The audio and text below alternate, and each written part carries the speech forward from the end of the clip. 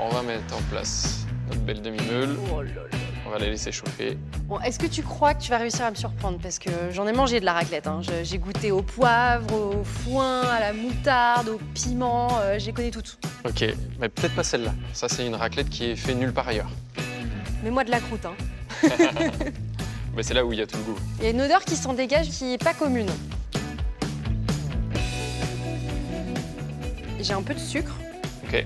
mais j'ai aussi de l'acidité, comme si je buvais un jus de raisin, tu vois. Donc c'est une raclette au vin. Exactement. En fait, ce qui est dingue, c'est que j'ai déjà goûté des raclettes au vin, mais là, le goût du vin est vraiment très puissant. Ah, mais là, c'est le petit secret justement de la raclette au jurançon. On immerge complètement notre tome entière dans du jurançon. J'avais jamais goûté quelque chose comme ça. Franchement, c'est délicieux. Bon, j'en ai pas eu assez, hein. Tu m'en remets une petite tranche? Allez, ça marche avec plaisir. Je sens que ça va être encore meilleur.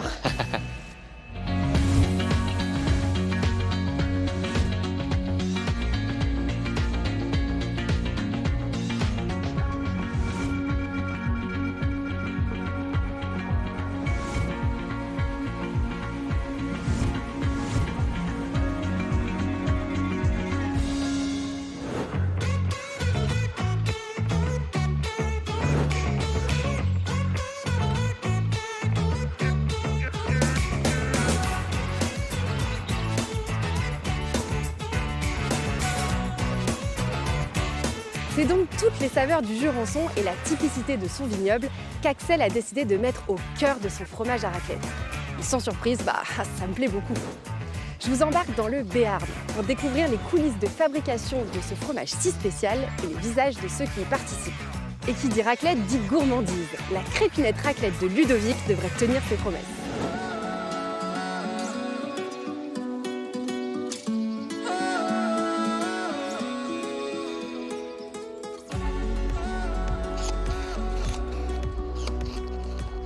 Je vais te présenter Didier, le fameux viticulteur qui nous permet d'avoir un excellent jurançon dans notre belle raclette nature. Salut Didier! Salut Valentine, salut Axel. Alors Didier, j'ai goûté la raclette d'Axel. Donc j'avoue que ça m'a un petit peu intriguée, que je voulais découvrir tes vins et surtout un peu mieux l'appellation parce qu'en fait je la connais pas très bien. C'est une appellation d'origine protégée, c'est ça? Tout à fait, ouais. Le Jurançon a eu l'appellation en 1936, ça fait partie des plus vieilles appellations de France. L'appellation Jurançon sec est arrivée en 1975. C'est ça, donc il y a du sec et du moelleux. Et du moelleux, ouais. Donc AOP, ça veut dire que c'est une zone géographique délimitée? Aussi, oui, tout à fait. Comme Ouais, ici, on est où là, par exemple? Ici, on est à Monin, on est en plein centre du Jurançon. C'est ici qu'on trouve Ok. les 3/4 de l'appellation, en fait. Et donc du coup, il y a la zone géographique, mais il y a aussi Oui. les cépages. On a droit à 5 cépages. Ouais, Donc il y a les deux majoritaires, les deux plus connus, ce sont le gros et le petit mansin. ok. Et ensuite, il y a aussi le camalaret, le lozé et le courbu. Bon, en ce moment, évidemment, il n'y a pas de raisin, hein? Eh non. La vigne est au repos, non? C'est ça, là c'est le repos végétatif. On est en période de taille. Toi, Ouais. par exemple, ici, Valentine, ça c'est sur un pied de gros mansin. Ok. Donc là, il n'est pas taillé encore, celui-là. Dis-moi, il est vieux ce pied, non? Oh, celui-là, là, ouais, il doit avoir 25-30 ans. Ouais. Celui-là, il a tout ce qu'il faut pour faire du rendement. Et t'as vendangé quand cette année alors? J'ai tout fait sur octobre. Et toi, Axel, t'as déjà fait les vendanges? Et non, mais j'aimerais bien avec Didier, mais comme je fabrique tous les jours, c'est difficile de trouver un petit moment. Peut-être un jour, Ouais, peut-être ouais, un jour, il ça serait avec m'apprendra à grand faire du plaisir. fromage aussi. Ah ouais, ouais, Parce ça que moi, serait bien. c'est pareil, je connais pas. Hein. Alors, tout ça, c'est chez toi, là, jusqu'à là-bas? Ouais, voilà, ça c'est une partie de mon vignoble. Là, il y a à peu près 4,5 hectares ici. Et t'as combien d'hectares en tout? En tout, il y en a 12. C'est une propriété familiale. Moi, j'ai repris la suite de mon oncle, donc Casimir, en 1993, qui lui avait repris la suite de mon grand-père Amédée, ça avait été le premier à commencer à faire du vin, en plus du reste. C'était la Oui, polyculture à bien sûr. l'époque. Hein. Voilà, ça c'est la maison natale, par exemple. Ça, c'est la ferme type béarnaise. C'est là que j'ai vécu jeune. Hein. Et là-bas où il y a le chai, c'était une ancienne étable. Et alors, comment vous êtes rencontrés tous les deux? Nous, on s'est rencontrés par ma belle famille qui connaissait très bien Didier. Quand j'ai monté la fromagerie, justement, je cherchais un bon vin pour pouvoir faire des accords. Et petit à petit, c'est en 2021, quand on a commencé à faire nos propres raclettes Made in Pau, là, on s'est dit, bon, il faut qu'on arrive à faire quelque chose d'encore plus terroir. Et la belle idée, c'était si on pouvait faire une raclette avec le vin d'ici et en plus le vin de Didier. Mais tu Voilà. t'es pas dit qu'il était complètement fou, toi, à l'époque? Ah oui, mais comme j'en suis un peu moi aussi, donc ça m'allait très bien. On est un peu enfoncés tous les deux, donc c'est très bien. Mais après, il fallait choisir justement la bonne bouteille, le bon vin. Ah, ça n'a pas été simple. Hein. Et avec tous ces tests, justement, on a peut-être retrouvé le bon équilibre sur la raclette. Là, ça fait 3 ans. Je pense qu'on le tutoie, ça va être pas mal. Je suis assez curieuse de voir comment vous les sélectionnez, ces vins. On va te Allez. montrer Ah, comment on va on goûter. fait. On va aller au chai.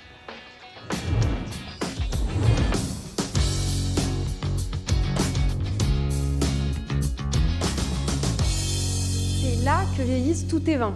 Oui, et là on a les cuves. Ok, et donc quoi, là c'est un seul cépage ou c'est de l'assemblage? Non, celui-ci par exemple, là tu vois, ça veut dire PM, Petit Mansin ouais. 2024. Et là, du coup, Gros Mansin. ouais, c'est la dernière récolte, tu vois. Et alors toi, Axel, en tant que fromager, qu'est-ce que tu viens chercher ici avec les vins de Didier? Le fromage, c'est quand même gras, c'est quand même Ouais. acide. Et donc, en fait, il nous faut de l'acidité, il nous faut quand même un peu de sucre parce que c'est les marqueurs du Jurançon, mais pas trop. On cherche le bel équilibre. Et c'est un vin qui se chauffe aussi, donc j'imagine que ça demande une réflexion supplémentaire. Exactement. Il y a une première étape qui va être l'étape qui va apporter le goût du Jurançon dans le fromage, mais après, on va révéler son goût quand on va le chauffer. D'accord. Et donc, c'est là où il faut qu'on arrive à avoir quand même le goût du Jurançon assez prononcé pour le retrouver lors de la chauffe. Donc en fait, on a testé plein de vins différents qu'on va te faire déguster. Alors on commence par quoi, cher Didier? Et bien justement, écoute, on va commencer par le sec. Donc c'est le dernier millésime, 2024. On est d'accord que le Jurançon, c'est que du vin blanc. C'est que du vin blanc, sec et moelleux. J'ai beaucoup d'agrumes au nez. Oui, C'est assez vif. et ça c'est le Gros Mansin qui amène à ça. Ah ouais, pamplemousse à fond. Le citron. Oui, oh. Verdict. Ah waouh, il y a une acidité à la fin là. Moi j'adore l'acidité, mais je dois avouer qu'avec la raclette, ça doit pas être top. Cette acidité qui est très tendue, qui est très fraîcheur, qui rince énormément, on l'a eu essayé, mais mine de rien, ça faisait acide sur acide avec la raclette, et c'était pas l'idéal. On n'est pas trop sur le raisin là, on a Non. vraiment de l'acidité. Voilà. Et ça, il faut l'imaginer avec les fruits de mer, les poissons, les charcuteries. Avec ça, ça va très bien. On va goûter celui-ci maintenant. Alors là, on va partir sur un 100% Petit Mansin. Et déjà la couleur, elle est dorée. Quand on fait tourner le vin, on voit qu'il accroche aux parois, on voit qu'il y a des larmes. Ça veut dire qu'il y a du sucre.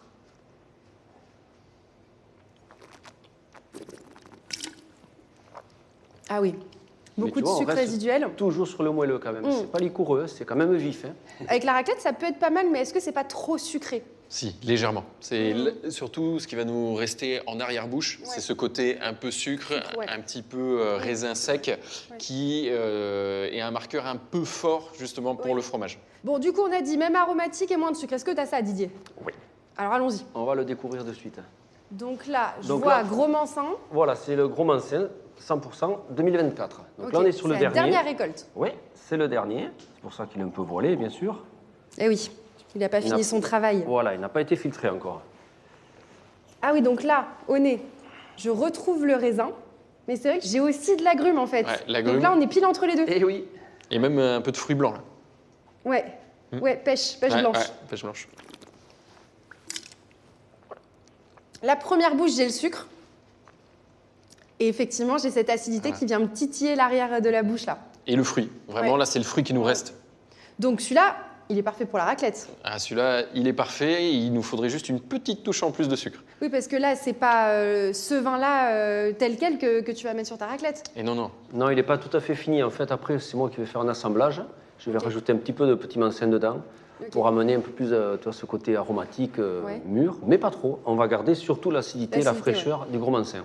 Donc, on n'a plus qu'à aller récupérer les bouteilles et on va aller dans l'atelier pour fabriquer la raclette au Jurançon. Ah, trop bien. Allez, go.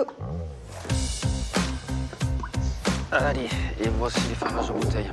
Merci Didier. Merci Didier. Avec plaisir. Allez, on va fabriquer. Travaille bien.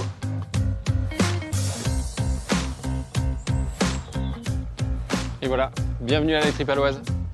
Mais il y a la cave d'affinage qui donne directement sur la rue. Ouais, tout à fait, ouais. Génial. Bon, on va voir l'intérieur. Allez, c'est parti.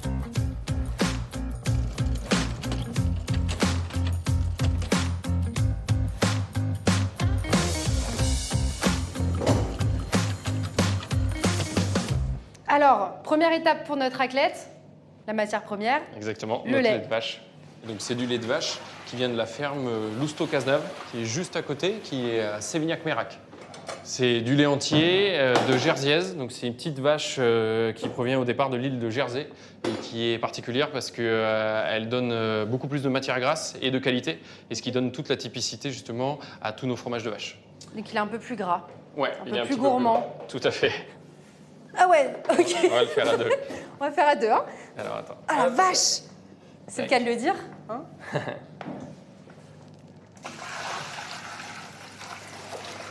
On a mis combien de litres de lait là? Là, on a mis 120 litres de lait. Et c'est pour faire une meule? On va faire 2 meules. Ok, donc maintenant qu'on l'a versé, qu'est-ce qu'on fait? Alors là maintenant, on va le mettre à agiter et on va le mettre à chauffer. On va le remonter en température. Ok. On va viser 34 degrés pour pouvoir mettre nos petits ferments qui vont justement se nourrir de tous les sucres qu'il y a dans le lait pour commencer la fabrication de notre fromage. Est-ce qu'on a la bonne température? Eh ben oui, c'est parfait. 33,5. 33,5, ouais. Temps d'agiter. Tu chipotes, hein. Je chipote. Donc là, on est prêt pour les ferments. Tout à fait. Pour Alors, mettre est-ce les que ferments tu dans le peux lait. me rappeler ce que c'est exactement? Donc les ferments, là, c'est des micro-organismes qui vont en fait se nourrir du sucre du lait pour aller le dégrader et créer de l'acidité. Et c'est cette acidité qui va permettre de conserver ce fromage. Nickel. C'est parti pour la maturation.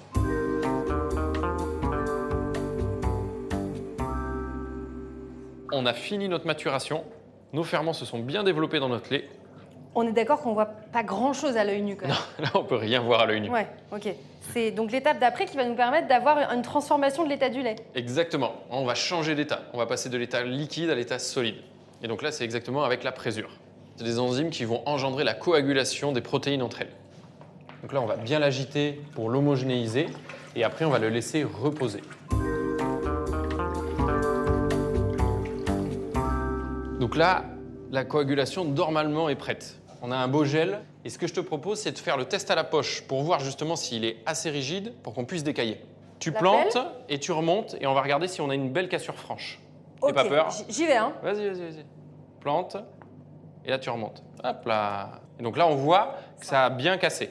On dirait, tu sais, une crème caramel, mais à la vanille. tu Ouais, vois un petit peu, ouais, ça fait penser à ça. Donc là, on est prêt pour décailler. Donc ça, c'est un peu technique. Ça, c'est un petit peu technique. C'est pour justement avoir un grain assez homogène et c'est un petit peu rapide. On va faire sortir l'eau petit à petit. Donc là, on voit que le grain s'affine. Et on va finaliser par des petits 8 pour définir sa taille.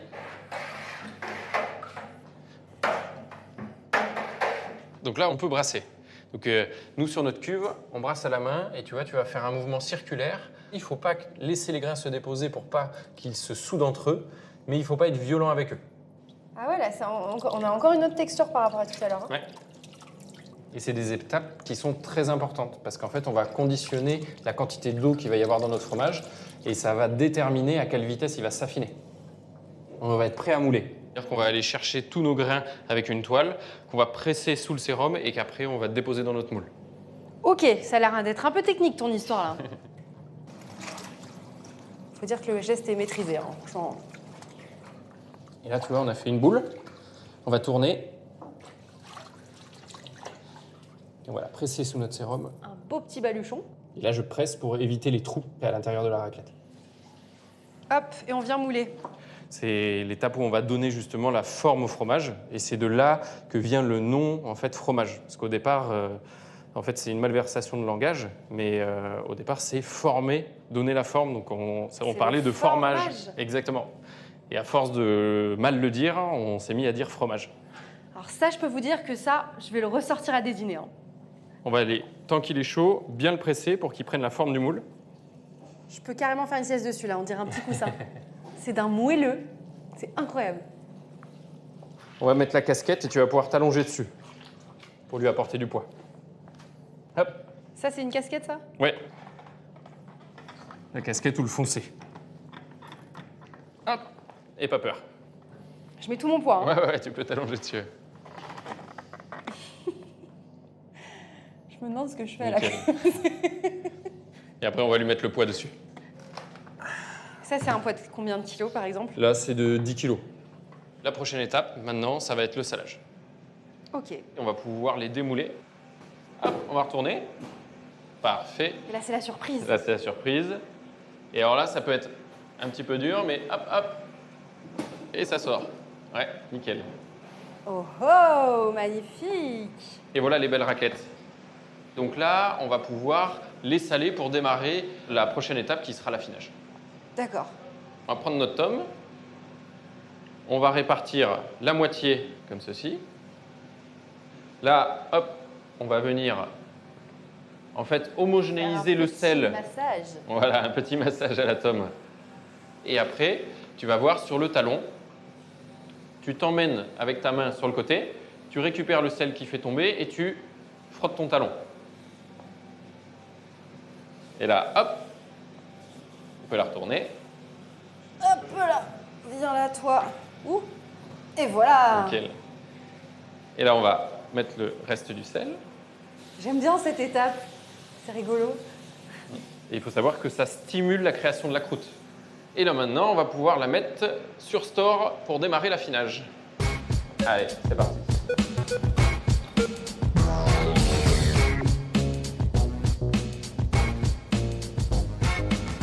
La Valentine, on peut voir, c'est une raclette qui a 1 semaine. Et on peut voir que la croûte commence à se former, même si c'est encore Ah, c'est doux. encore un peu mou. Voilà, c'est encore un peu mou. On a le sel qui a migré à l'intérieur de la pâte et ça va être l'idéal pour pouvoir la tremper justement dans le jurançon. Bon, on lui fait un petit bain? Et donc là, on va mettre 10 litres pour pouvoir justement recouvrir notre raclette de 8 kg. On dirait un bain de miel. La robe des jurançons moelleux, c'est caractéristique d'avoir ce côté miel orangé. C'est magnifique. Et surtout, la croûte va prendre cette couleur-là. À la différence des fromages qu'on va normalement frotter au vin, là, elle va vraiment être complètement imprégnée. Elle va du s'imbiber. goût du vin. Ouais, C'est génial. comme une éponge. Regarde comme elle est heureuse là-dedans. Là. Et c'est parti pour 2 semaines de macération.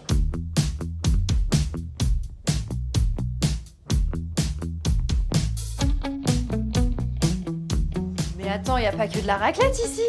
Non, il y a plein d'autres fromages. Ouais. Incroyable, ouah, qu'est-ce que c'est beau. Donc là, c'est plus des raclettes, là. Tout à fait. Et là, je vois que c'est des tomes, non? Ouais, c'est les tomes de brebis. Et justement, c'est une petite innovation. C'est un marbré au jurançon. Ça veut dire que c'est 2 cahiers différents, dont un cahier où j'ai carrément mis le vin de Didier à l'intérieur. Directement dedans. Donc là, c'est pas Directement immergé, dedans. c'est dedans. On va l'ouvrir et on va regarder justement ce marbré. Quelle tête il a.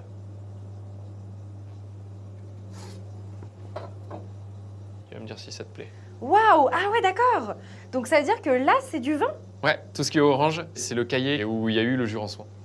Comment tu les entretiens, tous ces fromages là dans ta cave? Toutes les semaines, on va aller venir faire un soin sur la croûte pour la nourrir et l'entretenir. Et c'est un soin qu'on va faire avec de la morge. Donc en fait, la morge, c'est une solution saline de ferment d'affinage. Donc là, je vais faire le soin d'une raclette au jurançon, justement. Ok, donc juste tu la frottes comme ça. Alors j'imagine que les particuliers, ils doivent en raffoler de cette raclette. Mais est-ce qu'il t'arrive de la proposer à des professionnels, à des restaurateurs par exemple? Oui, justement, un restaurateur en particulier, il tient un restaurant qui s'appelle Papa Horse, et ça veut dire ours en béarnais. Et Ludovic travaille la raclette au jurançon. Ok. Bon, on finit le soin Ok. et après je vais voir Ludovic. Allez, ça marche.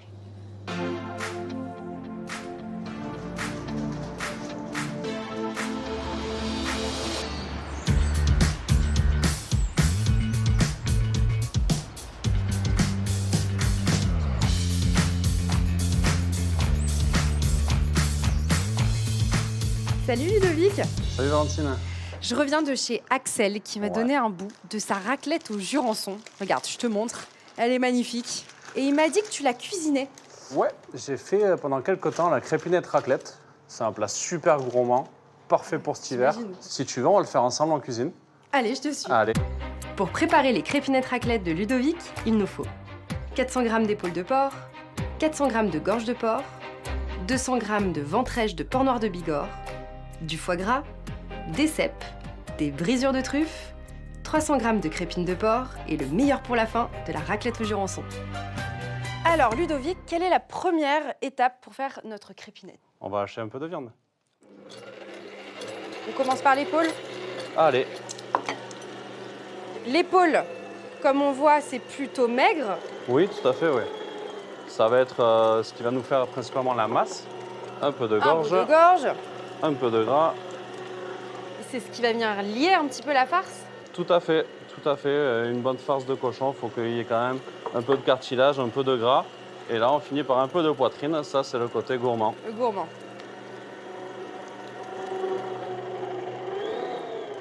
Donc une fois que notre viande est hachée, qu'est-ce qu'on y ajoute? Parce que là, elle n'est pas assaisonnée, rien là. Moi, je vais y rajouter du piment d'Espelette.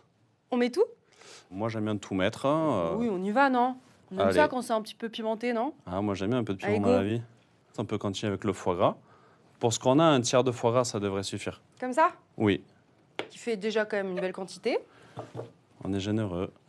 Je vais couper les cèpes pendant ce temps-là. Donc là, ça, c'est des cèpes à l'huile, c'est ça? C'est ça, c'est des cèpes cuisinés à l'huile, parce que malheureusement, c'est plus la saison, on n'en avait plus. Donc, Ah oui, il donc en ça, c'est ta restait manière de les quelques-uns. conserver et de les utiliser toute l'année, c'est ça? C'est ça, on les fait cuire comme les anciens et on les conserve ensuite. Donc là, les cèpes sont taillés, pareil, toujours pareil, des morceaux assez généreux et hop, dans la farce. Qu'est-ce qui manque là? Là, on va être coquin, on va mettre un peu de truffes de Périgord. Ah, du Périgord, magnifique, c'est ça là? Exactement. On met tout? Oui. Bah oui. Moi j'ai compris, toi t'es généreux toi.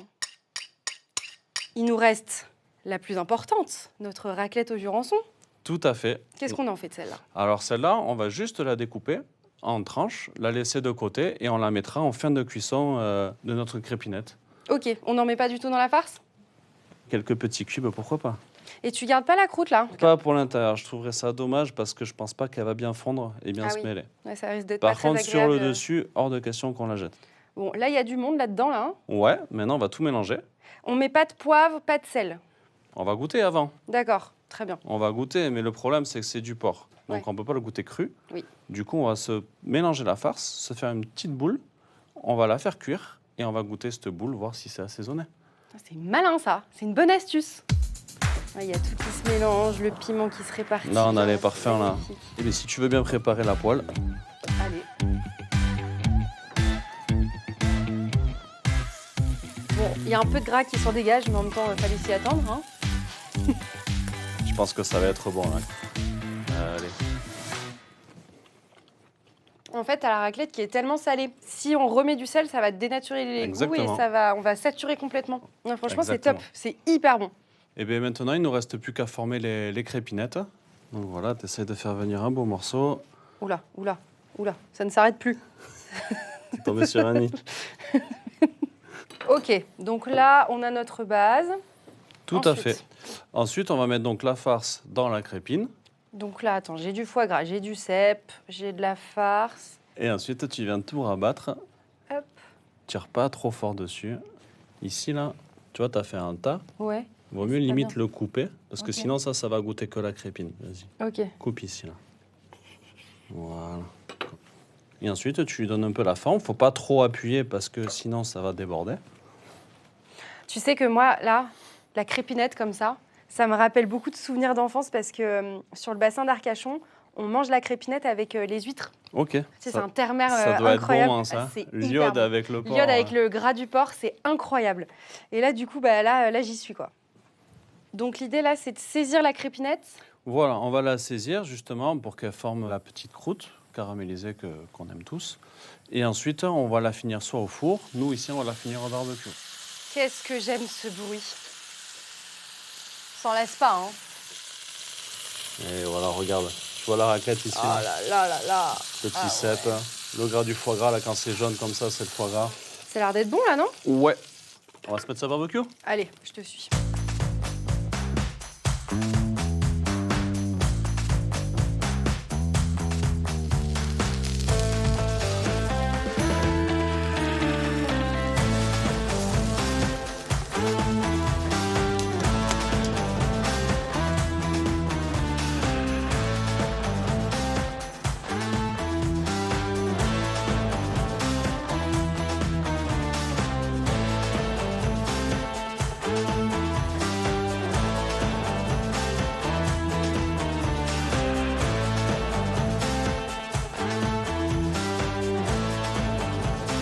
On va faire goûter aux copains. C'est parti. Bon alors Didier, qu'est-ce que tu nous as sélectionné là? Ah, là, j'ai choisi le Noblesse d'automne, 100% petit mancien. Rebonjour. Et là tu Eh nous ben, as écoute. concocté quelque chose de joli là. Ah, petite crépinette raclette. À l'odeur, on sent tout de suite le Jurançon. Tout à fait, ouais. On C'est a l'impression amusant, hein, d'être dans le chai. Ah ouais, carrément. Moi, j'ai hâte de goûter. Bon, alors on y va, non? Allez, on goûte. On a faim. Allez, bon Ah app. bah oui. La raclette sur le dessus bien en évidence. Elle file, c'est magnifique. Mmh. Alors, je trouve très bien, franchement. Est-ce que tu es fier de toi, Ludovic? Ouais, ça faut de le dire. Non mais attends, c'est important quand même On que est tu aimes très ce que fiers. tu cuisines. Oui, j'essaie de faire plaisir aux gens, donc là je vois qu'ils font pas la gueule, déjà je suis content. Tu peux être fier de toi. La cuisson, elle est magnifique. Hein. Ah ouais, Ah ouais. c'est top. C'est rosé. Franchement, C'est sympa de retrouver ta raclette autrement que dans un poêlon, finalement. Ah bah ouais, complètement. Ouais. Bon, et après, il faut dire quand même que vous êtes gâtés sur le terroir, hein, parce que c'est un terroir très riche, dans tous les sens du terme, hein, quand même, comme on Eh peut oui. le voir. C'est génial, il y a un grand terrain de jeu pour toi, Ludo, non? Oui, on a énormément de bons produits, beaucoup de bons producteurs, énormément de beaux artisans. Du coup, c'est un plaisir de mettre cette région en valeur. Moi, je sais le faire au quotidien comme mes collègues. Que des passionnés. Les amoureux du Béarn. J'ai pris du retard, Ouais. moi, faut que je vous rattrape là.